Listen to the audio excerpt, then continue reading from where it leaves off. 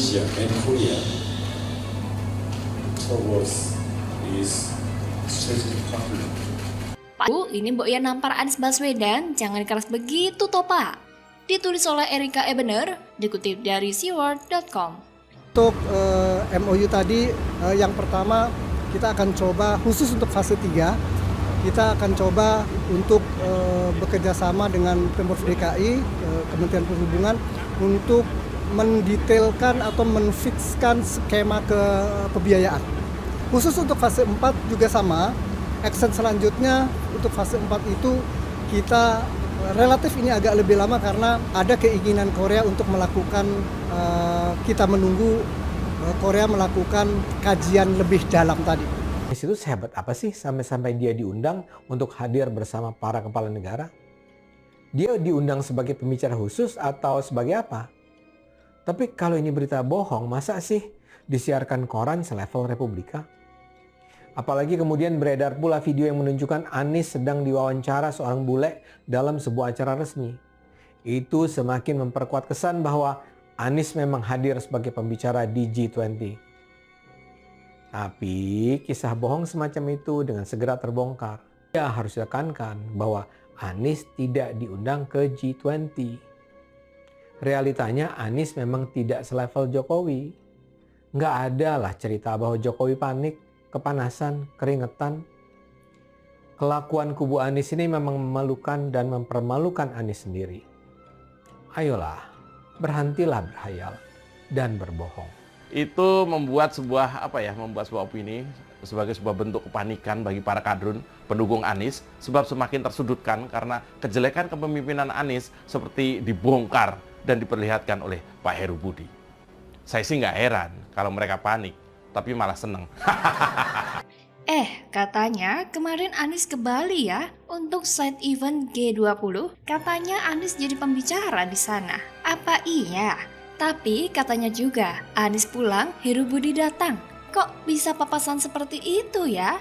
Kalau Pak Heru ke Bali sudah jelas untuk menghadiri G20. Tak tanggung-tanggung, Pak Heru di G20 itu untuk menandatangani nota kesepahaman atau MOU bersama Jepang dan Inggris dalam rangkaian konferensi tingkat tinggi atau KTT Presidensi G20 di Bali pada Senin 14 November 2022. Dan di hari yang sama, Pak Heru mewakili pemerintah Indonesia dan pemerintah Korea Selatan juga menandatangani MOU tentang pembangunan MRT Jakarta fase 4 dengan lintas Fatmawati hingga Kampung Rambutan.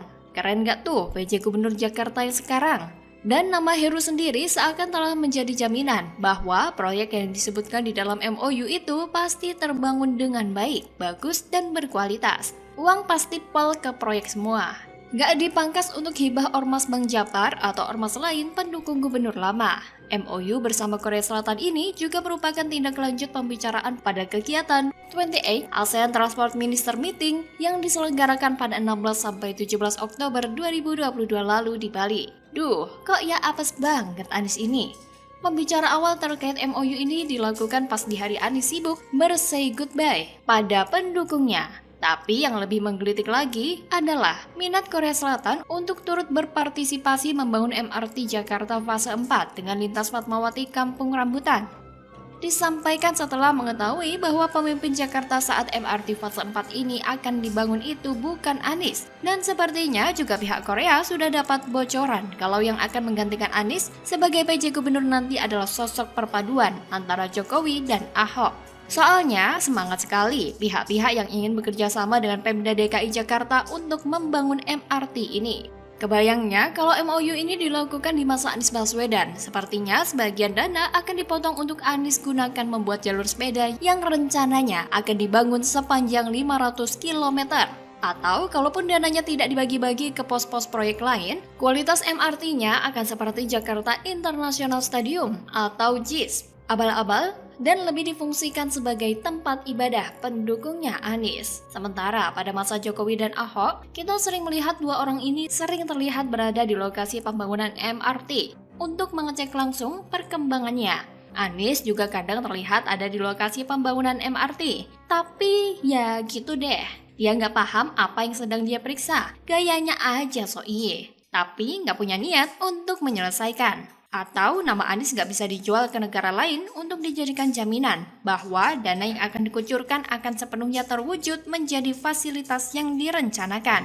Jangan pernah berpikir bahwa tindakan Anies memangkas anggaran penanganan banjir di Jakarta tidak diperhatikan oleh negara-negara lain. Sebuah keputusan dan tindakan yang fatal, mengurangi anggaran penanganan banjir Jakarta hingga 500 miliar rupiah. Dan sampai Anies lengser, Jakarta malah semakin tergenang. Tak hanya pihak luar negeri, pihak dalam negeri pun pasti memiliki pemikiran yang sama melihat sepak terjang Anies menghancurkan Jakarta. Karenanya, Anies hanya memiliki APBD yang jumlahnya 80 triliun rupiah setahun. Sementara di masa Ahok, jembatan Simpang Semanggi saja dibangun full oleh dana di luar APBD. Belum lagi, RPtra juga dibangun oleh dana dari luar APBD. Dana APBD di masa Ahok digunakan untuk pembangunan rumah susun, penanganan banjir, pendidikan, dan hal-hal yang bersifat urgent dan prioritas yang dibutuhkan warga Jakarta. Makanya nggak heran jika saat Anies lengser, Anies meninggalkan hutang yang harus dibayar oleh warga Jakarta dan Jakpro. Jika nama Anies Baswedan semakin hari semakin tergradasi, itu bukan karena banyak pihak yang menyerang dia, tetapi itu karena hari ini Anies Baswedan sudah bukan siapa-siapa lagi. Sehingga semua keputusan dan kebijakannya bisa dipertontonkan pada rakyat dunia. Yang ini salah, yang itu fatal, yang ini gak bener, yang itu kacau, yang itu lagi gagal. Belum lagi yang ini batal. Yang jadi dan berdiri kokoh cuma Bang Japar dan Fahira Idris, juga anggota TGUPP Anies. Mereka ini jadi pihak yang paling bahagia di masa 2017 sampai 2022 lalu karena anggaran dana hibah dan gaji untuk mereka ngucur lancar tanpa hambatan. Kalau perlu, pangkas anggaran penanganan banjir atau naikkan anggaran pembelian Aibon. Biarkan saja warga Jakarta main genangan air hujan. Yang penting the barking dogs are happy ever after. Duh, Pak Heru, nampar Anies kok keras banget begitu, Pak? Sampai terpental bawa-bawa Nasdem keluar gelanggang pertandingan. Bagaimana kalau menurut Anda?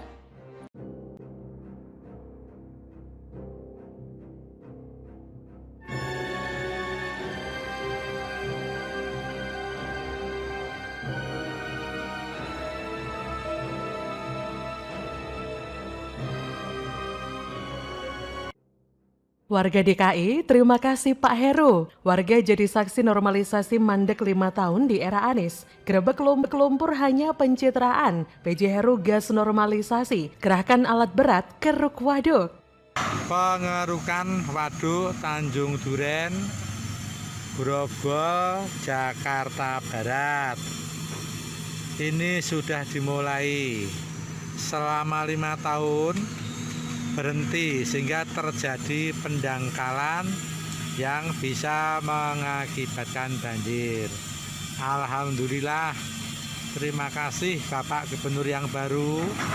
Kami sebagai warga mengucapkan terima kasih. Sekali lagi terima kasih. Melihat kejadian yang seperti ini, setidaknya kita ini semakin paham bahwa memang Anies Baswedan ini tidak bisa bekerja. Masih banyak permasalahan-permasalahan yang dialami oleh warga DKI Jakarta. Tapi sayangnya selama ini dia hanya menutup mata. Itulah mengapa saya ibaratkan mirip seperti era jahiliyah. Apa yang bisa kita harapkan dari seorang Anies Baswedan untuk memimpin kerjaan? Karena dia nggak bisa kerja. Belum ada background Anies untuk melakukan sesuatu di sebuah wilayah yang terkecil aja. Dan tiba-tiba dia harus memimpin Jakarta. Tetapi permasalahannya kan itu, para pemilihnya dan banyak pemilih di Indonesia itu suka dengan para pemimpin yang mengeluarkan kata-kata agamis, yang mengeluarkan nilai-nilai yang spiritual ya, daripada orang-orang yang bisa bekerja. Ya, buat mereka yang seiman itu lebih penting daripada memang pekerjaannya jago. Ya, kesalahan kita semua lah, kesalahan orang-orang yang memilih orang seperti itu. Dan inilah kekurangan terbesar dari sebuah negara demokrasi ketika seorang pemimpin lebih dilihat dari pencitraannya daripada hasil kerja. Bagian media sosial Yusuf Dumdum kembali sindir era kepemimpinan Anies Baswedan sebagai era jahiliyah yang parah. Pasalnya, pengerukan waduk Tanjung Duren dan normalisasi sungai tak pernah dikerjakan selama 5 tahun Anies menjadi gubernur. Hal itu ia ungkapkan melalui akun Twitter pribadinya @Yusuf_Dumdum. Menurut Yusuf, 5 tahun kepemimpinan Anies di Jakarta sangatlah parah. Bahkan warga Jakarta pun, kata Yusuf, yang jadi saksinya. Terlebih ia juga membandingkan kinerja pemerintahan Heru Budi yang jauh lebih sigap dalam menangani masalah utama Jakarta tersebut. Sebab kenyataannya pengerukan waduk ataupun normalisasi sungai baru aktif direalisasikan era PJ Heru Budi. Sungguh keterlaluan memang rezim jahiliyah era Anies. Parah, gimana nggak parah? Kalau selama 5 tahun menjadi gubernur, Anies nggak pernah serius melakukan normalisasi sungai. Alih-alih segera melakukan gebrakan agar masalah banjir di ibu kota terselesaikan, ia malah sibuk ngeles sana-sini. Parahnya lagi, yang seharusnya Anies berkoordinasi dan bekerja sama dengan pemerintah pusat agar masalah utama ibu kota tersebut segera terselesaikan. Tapi Anies justru sibuk mendebat dengan program naturalisasi konyolnya. Bahkan sampai diketawakan sama Menteri PUPR Basuki Hadimulyono. Gila nggak tuh? Bahkan penjabat Gubernur DKI Jakarta Heru Budi diketahui telah menargetkan normalisasi Ciliwung segera terrealisasi. Sejauh ini, sejumlah fakta terkait rencana ini pun diungkap oleh PJ Heru. Sebagaimana diketahui, normalisasi sungai memang saat ini tengah dikebut oleh Pemprov DKI. Dalam hal ini soal pembebasan lahan, 4 kelurahan yang bakal menjadi prioritas berada di Jakarta Timur dan Jakarta Selatan. Heru menargetkan normalisasi Ciliwung dapat realisasi sepanjang 4,8 km. Target itu hendak ia capai selama memimpin Jakarta. Selain itu, ex-wali kota Jakut itu menyampaikan saat ini ia berfokus merampungkan normalisasi kawasan Jaktim dan Jaksel. Menurutnya, 2 wilayah ini membutuhkan upaya pengendalian banjir. Heru kemudian menyampaikan pihaknya memiliki 2 opsi menangani warga terdampak normalisasi Ciliwung. Opsi pertama adalah membayarkan ganti rugi kepada para pemilik lahan. Opsi kedua, memindahkan warga ke rumah susun milik DKI. Di sisi lain, pemerintah pusat tengah mengebut penyelesaian proyek penangkal banjir Jakarta, yaitu Bendungan Ciawi pada akhir tahun mendatang. Heru optimistis proyek itu bisa mengurangi 40% debit banjir ibu kota. Bahkan Pemprov DKI juga menganggarkan 700 miliar rupiah untuk pembebasan lahan normalisasi Ciliwung. Heru mengatakan anggaran itu masuk RPD tentang APBD DKI tahun anggaran 2023. Tentu ini adalah angin segar bagi warga DKI yang selama 5 tahun dipimpin Anies hanya diiming-imingi janji manis yang tidak realistis. Sedangkan Heru Budi yang baru masuk 1 bulan pertama menjabat sebagai PJ Gubernur DKI, upaya-upaya Heru sudah terlihat untuk Jakarta yang semakin maju ke depan. Bahkan komunikasi yang dibangun Heru dengan pemerintah pusat merupakan strategi yang begitu apik dalam upaya mengharmonisasikan pemerintah pusat dan daerah. Seperti halnya pertemuan Menteri BUMN Erick Thohir, Menteri PUPR Basuki Hadimulyono, kemudian Menhub Budi Karya Sumadi, dan berbagai agenda pertemuan lain. Hal itu dimaksud sebagai upaya memupuk hubungan baik tersebut. Heru juga sukses menggerakkan lagi pasukan oranye dan lain-lain untuk lebih aktif turun kembali ke lapangan. Bukan cuma pasukan oranye, ada pasukan kuning, hijau, merah, ungu, putih, biru, pink, dan hitam. Waduh, kayak Power Ranger ya. Ini semua guna mengoptimalkan saluran pembuangan sampah, mengatasi genangan dan aneka persoalan lain di Jakarta, yang mana di kepemimpinan sebelumnya, pasukan ini tidak pernah lagi digunakan. Wah, cadas memang. Cukup logis sih apabila banyak orang yang menghujat warisan mangkrak Anies di ibu kota, hingga menganggap kepemimpinan Anies seperti era jahiliyah yang parah. Bagaimana menurut Anda?